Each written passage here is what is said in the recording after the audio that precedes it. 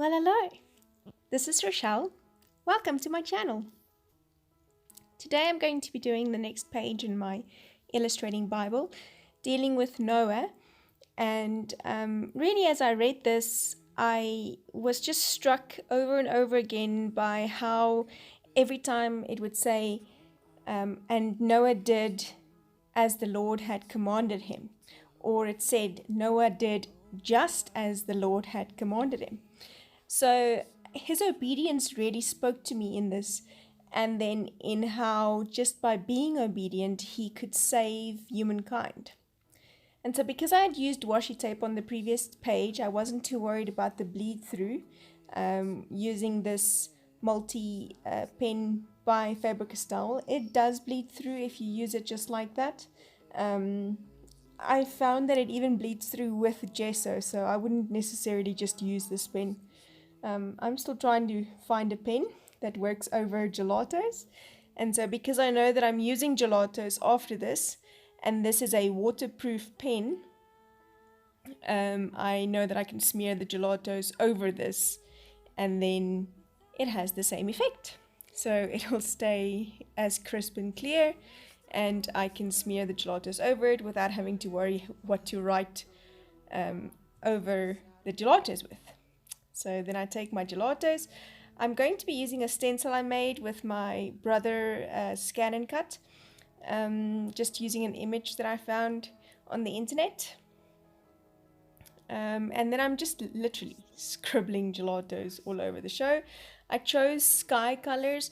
Obviously, you know, the passage is about rain and lots of it and water for days, and so the gray and the the blue kind of made me think of that that type of weather. I found, well, I did work this a lot. I worked the gelatos a lot, so I don't know, it just doesn't smear as well as what it did on my normal Bible pages, but still loved it. And I'm sure that I can find a way, you know, either with page prep or without, to make this exactly what I wanted to.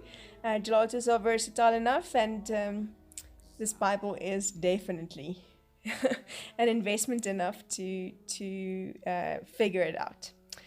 So having some coffee and grabbing that wet wipe there, I'm just sticking it down with washi onto the Bible mat I made, and then taking the washi through the stencil, and I'm doing what I believe is called ghosting or negative imaging.